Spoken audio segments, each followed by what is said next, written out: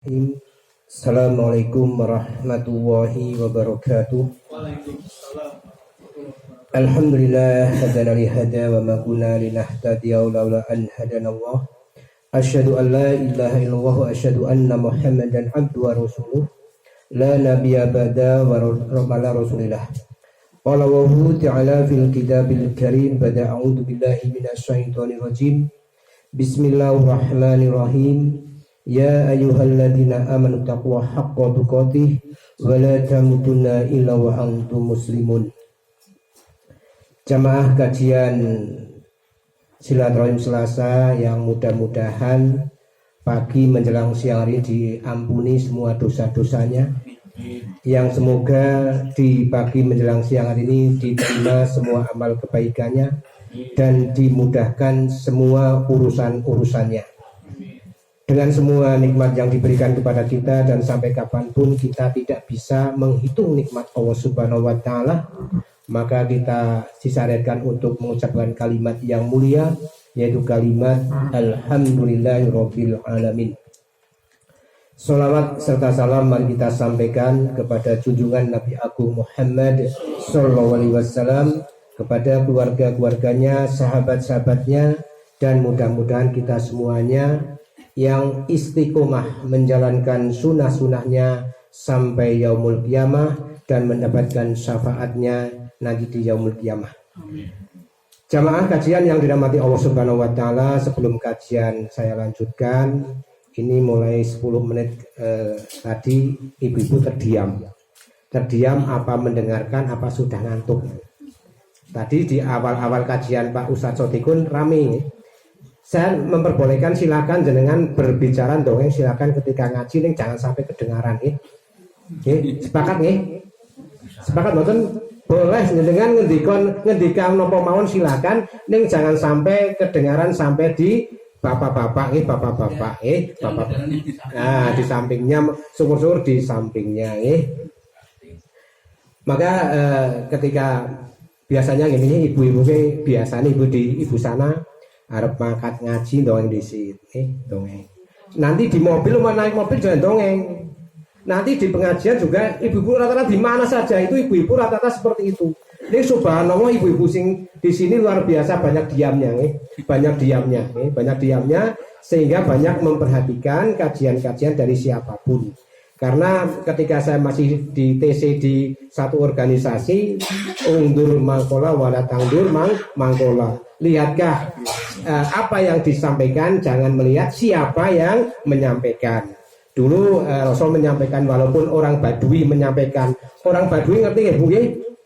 Wis elek mungkin kayak nyong ya, elek endek ireng, wis pas banget kayak nih. Ini mungkin orang perlu didengar. Tapi ketika ada ustadz yang mungkin ganteng, suaranya bagus, rasanya suara pengen nek merembe rasanya iman-iman. Maka ketika nanti mendapatkan ustadz yang seperti orang Badui lah harus merembai, sing penting ora gojek. Itu sebagai satu mukadimah supaya kita semangat, karena kita mau tidak mau kita harus sadar bahwa di majelis taklim ini adalah kita sedang duduk di salah satu taman-taman surganya Allah Subhanahu wa Ta'ala. Harus diyakini betul bahwa kita sedang duduk di salah satu taman-taman surganya Allah Subhanahu wa Ta'ala. Langsung saja jenengan bisa catat saya pelan-pelan ini kayaknya ayat-ayatnya, suratnya jenengan sudah hafal.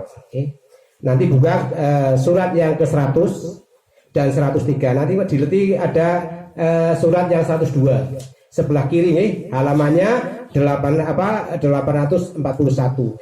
Di situ akan menemukan yang namanya berhubungan dengan kiamat. Kiamat. Kemarin saya dongeng sama Pak Ustadz Sotikun di tempat saya ketika ngaji Jumat. Nanti juga ada hubungan dengan Dajjal ketika bicara kiamat, maka nanti akan menyangkut masalah Dajjal. Ada sebagian ulama meyakini bahwa Dajjal itu tidak ada. Ada sebagian ulama meyakini bahwa Dajjal itu ada dan pasti akan datang. Nah, saya yang meyakini bahwa Dajjal itu akan datang. Dan itu berdasarkan referensi hadis-hadis yang sangat sahih rata-rata di Bukhari Muslim dan juga Sahih Muslim dan juga Bukhari Muslim sangat banyak sekali disampaikan tentang bagaimana nanti Dajjal itu akan turun. Namun ketika kita membicarakan kiamat, maka terlebih dahulu kita sedikit menengok ke hadis arba'in nih. Nomor 2 Pak ya. Hadis arba'in nomor 2. Hadis yang pertama kan innamal amalu binniyat ya. Hadis yang nomor 2 adalah ketika Rasulullah sedang duduk bersama majelis orang-orang yang para sahabat ini tak singkat aja, wong hadisnya panjang timbang saya salah nih. Wong Indonesia yang kita sampaikan bahasa Indonesia. Ketika Rasulullah itu sedang duduk menyampaikan taklim kepada para sahabat, kebetulan ada seorang laki-laki, rambutnya hitam, klimis lah, pokoknya maer ganteng, pakaiannya lusuh, pakaiannya bagus sekali. Neng dia itu kayaknya wong adoh. Dijadikan orang apa? Sangat jauh karena tidak ada satu sahabat pun yang kenal dengan orang tersebut. Kemudian kok begitu datang, duduk mendekat Rasulullah SAW, mendekat, kemudian dengkul ditemukan dengan dengkul daripada Nabi kita Nabi Muhammad SAW. Apa yang disampaikan? Yang pertama, ahbirni anil Islam. Ahbini ngani Pak ihsan, iman dan ihsan. Kemudian ahbini ngani sa'ah. Kemudian ceritakanlah tentang hari kiamat, kapan datangnya hari kiamat. Ini adalah hadis arba'in, hadis yang nomor 2 disampaikan. Di situ ada tentang ceritakan, kabarkan tentang Islam. Islam yang sudah saya sampaikan ya. Islam itu apa? Kemudian iman itu apa? Ihsan itu. Yang terakhir adalah akhbirni anis sa'ah. Kabarkan tentang hari kiamat. Kapan datangnya hari kiamat? Kemudian Rasul menyampaikan yang bertanya tidak lebih tahu daripada orang yang ditanya, kan seperti itu. Yang ditanya tidak lebih tahu dari yang bertanya. Kemudian kalau tidak begitu, tolong sampaikan tanda-tanda besar hari kiamat. Jenengan sok mendengar Ustadz kadang menyampaikan ini kayaknya jarang sekali orang ustadz menyampaikan tentang tanda-tanda hari kiamat. Yang pertama adalah Tuhon. Ini saya katakan ada 10 tanda-tanda hari kiamat. Tuhon apa? Yaitu nanti satu kejadian menjelang hari kiamat. Karena dari 10 tanda-tanda ini kayak ini tasbih. Ketika yang satu itu sudah lepas, maka semuanya akan cepat lepas. Karena ini belum ada duhon, maka dari 9 tanda-tanda kiamat itu belum akan terjadi. Ning apa? Belum akan didirikan hari kiamat sebelum Palestina itu menyerang Israel. Belum akan terjadi. Tidak akan pernah didirikan hari kiamat sebelum Palestina melawan Israel. Berarti sudah dekat nih. Yang kedua adalah kurma baisan yang selalu tumbuh, selalu subur di Arab Saudi sana, sekarang sudah tidak berbuah. Ini tanda-tanda hari kiamat. Yang ketiga adalah Sungai Tibrias. Sungai Tibrias adalah sungai yang sangat Danau Tibrias yang sangat indah dan sebagainya, yang menakjubkan. Maka itu sudah mulai berkurang. Tak potong sedikit. Danau Tibrias itu nanti ketika Yajud dan Majud keluar, maka diminum oleh Yajud dan Majud kurang. Yajud dan Majud adalah perbandingannya 1 dibanding 1000. Ini saya orang-orang ada hadisnya semuanya, ada semuanya, tidak ngarang bahwa nanti ada turun namanya Yajud dan Majud. Itu salah satu tanda-tanda hari kiamat. Sudah berapa? 3. Orang kelihatan? Pertama apa? Tuhon, ya. Tuhon. Kurma baisan, ya. Terus ya ini yang nanti 4, 5, 6. 4, 5, 6 ini nanti berhubungan dengan munculnya Dajjal. di Babilud. Ya, Dajjal turun. Kemudian turunnya Imam Al-Mahdi. Kemudian yang selanjutnya yaitu nurunnya Isa ibnu Maryam. Ini yang menarik, ini saya cari yang menarik di sini ya. Nanti jenengan bisa buka surat An-Nisa ayat 178 dan surat Ali Imran ayat 55. Itu berhubungan dengan Nabi Isa yang nanti akan dirurulkan ketika menjelang hari kiamat. Hari kiamat itu salah satu tanda-tanda hari kiamat. Jamaah kajian yang dirahmati Allah Subhanahu wa taala, masih ngantuk?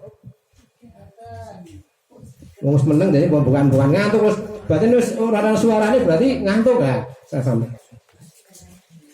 Maka yang pertama yaitu duhon ya. Duhon. Ini nanti kalau waktunya nyanda, ini waktunya cuma 45 menit nanti tidak nyampe malah kecengklak, malah baru rampung malah. Maka yang pertama duhon.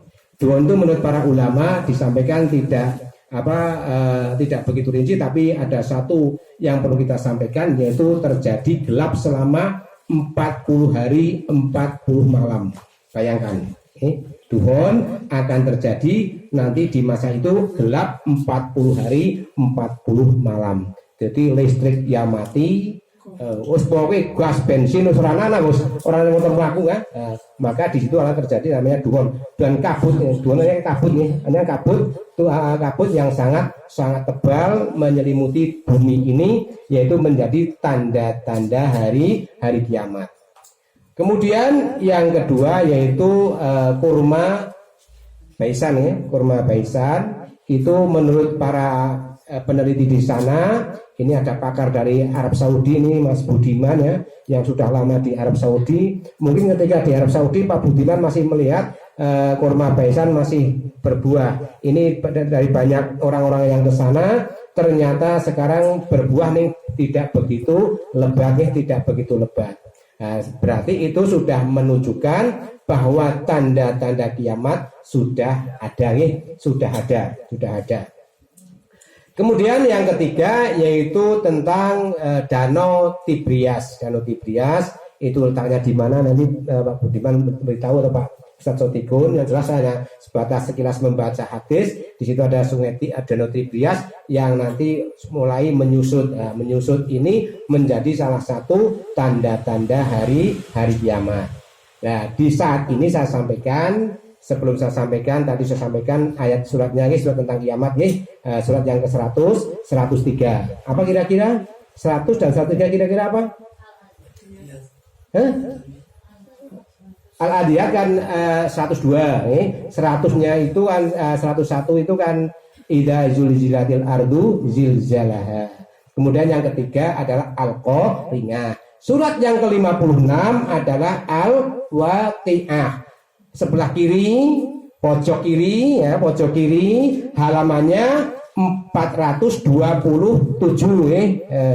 427 nanti jenengan akan menemukan surat Al-Waqi'ah. Kemudian kita mencari lagi tentang kiamat yaitu surat Al-Hajj, surat yang ke-22. Surat 22 sama kiri pojok atas kiri halamannya 265 jenengan akan menemukan surat Al-Hajj. Maka ketika kita sudah menemukan ataupun merasakan tanda-tanda hari kiamat, apa yang perlu kita lakukan ya? Apa yang perlu kita perbuat dan perlu apa kita harus supaya kita sampai hari kiamat dalam keadaan qalbun salim, dalam keadaan yang diridhoi dan kita ridho dan Allah juga meridhoi kita. Walaupun banyak ulama sepakat orang-orang yang beriman itu tidak akan pernah menemui hari kiamat. Karena apa? Di situ nanti ketika hari kiamat kurang berapa tahun, semua umat Islam yang masih menyebut nama Allah akan dimatikan dengan angin yang berembus yang sangat harum. Jadi siapa saja yang beriman nanti akan terkena angin yang baunya harum, semuanya akan mati. Tinggal orang-orang kafir yang akan mendapatkan ataupun menyaksikan hari kiamat. Hari kiamat. Maka di tanda-tanda 5 ini ya.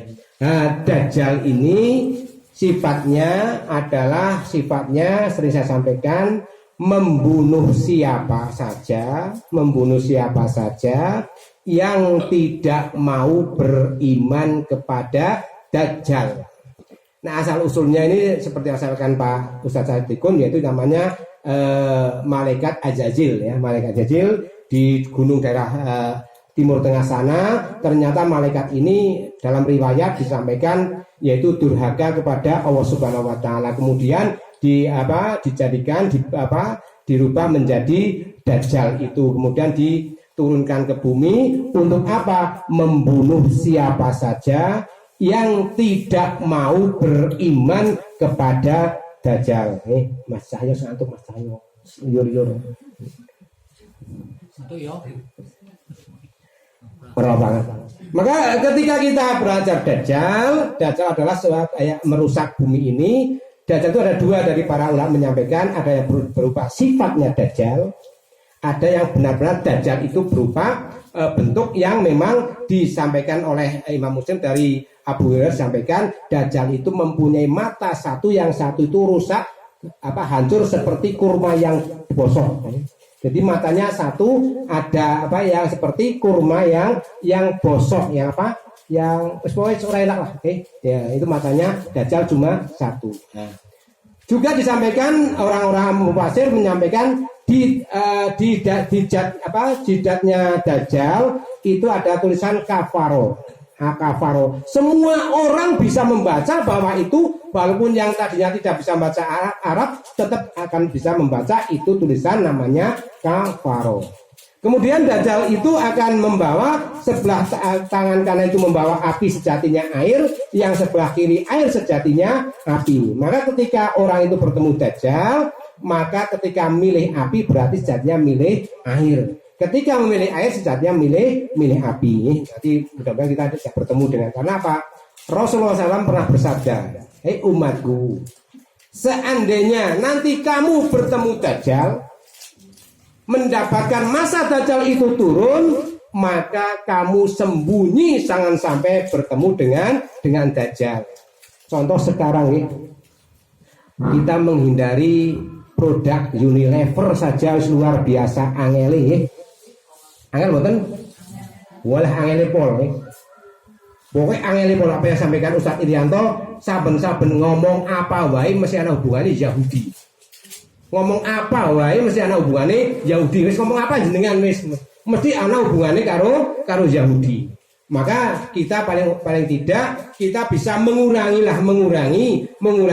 produk-produk Yahudi, karena satu rupiah sampaikan oleh para orang-orang cinta itu tadi, maka Rp1 di sana dibuat turun untuk membunuh saudara-saudara muslim yang ada di mana saja. Ini adalah sifatnya Dajjal seperti itu, sehingga kita berhati-hati ya, paling tidak kurangilah Alfamart yang berbentuk itu, kita kurangi ke sana, kita beli di orang-orang tradisional lah yang bisa membantu sesama kita sederajat, sehingga kita bisa mengangkat derajat orang-orang yang masih di bawah ataupun standar yang belum bisa mencapai target yang namanya kebahagiaan. Karena sekarang pasar pun luar biasa nih, yang ahli pasar ini mesti merasakan ahli pasar ini merasakan. Saya dulu warungnya nih pokoknya anggar sedina ya pokoknya sejuta ya oleh sikil udah 100.000 nih nanti masya Allah nih.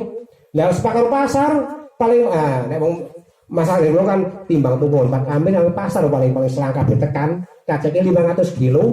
Kalau untuk nang pasar niku nek wong, tapi teng daerah Krutuk luar biasa. Krutuk niku enten tulisane. Manusia yang bijak adalah membeli dagangan orang-orang pribumi di situ niku dengan tulisan gede banget. Kembali kepada Dajjal Maka ketika nanti maka di situ ketika Dajjal turun sebentar juga Imam Mahdi turun, dan juga Isa Mutra Maryam juga turun. Maka di saat mau sholat asar,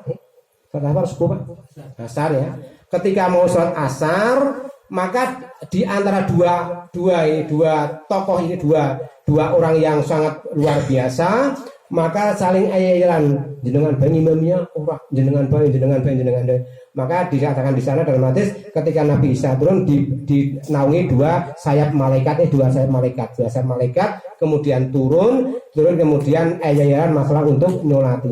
Namanya juga seperti nama Nabi Muhammad Ibnu Wah. Itu juga Imam Mahdi juga namanya Muhammad Ibnu Wah. Sama dengan Nabi kita Nabi Muhammad Sallallahu Alaihi Wasallam. Maka ketika sudah ternyata yang mengimami adalah Imam Mahdi.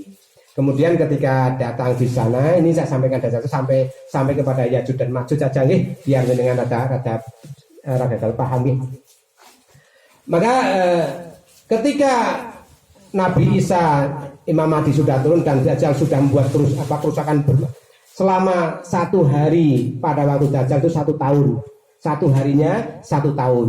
1 hari berikutnya 1 bulan. 1 hari berikutnya 1 minggu. 1 hari berikutnya ada 1 hari yang sama dengan hari kita. Ini disampaikan oleh hadis yang kami baca dalam hadis-hadis yang sahih. Maka ketika itu yang sangat panjang, ketika Dajjal sudah merusak di permukaan bumi ini dengan berbagai banyak sekali orang yang kafir, orang yang murtad. Begitu juga sekarang juga banyak gara-gara A, B dan C juga murtad. Nih alhamdulillah saya sekarang lagi ngrumat orang mualaf dan sekarang sudah membuat musola saya sekarang supaya selalu tiap sore saya berusaha untuk mengajar bagaimana cara sholat. Kemudian ketika ini Dajjal itu diturunkan di Babilon, di Menara Putih Babilon, daerah Yaman, maka Dajjal itu tidak tahu kalau di Madinah itu sudah ada yang namanya Nabi Isa dengan Imam Mahdi. Kemudian Dajjal dengan sombongnya ngedrok-ngedroke kakinya di tanah Madinah ini. Kemudian banyak sekali orang-orang yang sudah di dalam. Ibu ngaji niki kira-kira mudah ora Bu? Temenan? Nah orang muda tak ganti dia. Makanya orang ngaji anak saya lendean, ya kudu tak gugah, santai tak gugah. Agar kira-kira ada sindongeng ya, tak rada tak sentik siti. Ini ngaji nih kalau ngoten niku nggih. Bahkan kadang-kadang kula khotbah pun medun sekang mimbar. Kayaknya udah nganang nggih. Kula khotbah kadang-kadang medun sekang mimbar gara-gara apa? Bocah cilik adu gembar. Nek jenengan jajaran niku pun jenengan pun lango kan ngoten niku lainnya yang bisa bicara adalah khotib. Maka saya turun dari mimbar, adik-adik ampun niki sekutbah jenengan niki diperbolehkan. Niki kan udah tahu tumon, tapi saya selalu ketika ada anak-anak yang gojek, maka saya turun dari mimbar pada gumun. Yang kedua ketika masuk masjid ke orang sholat 2 rakaat saya tunjuk Mas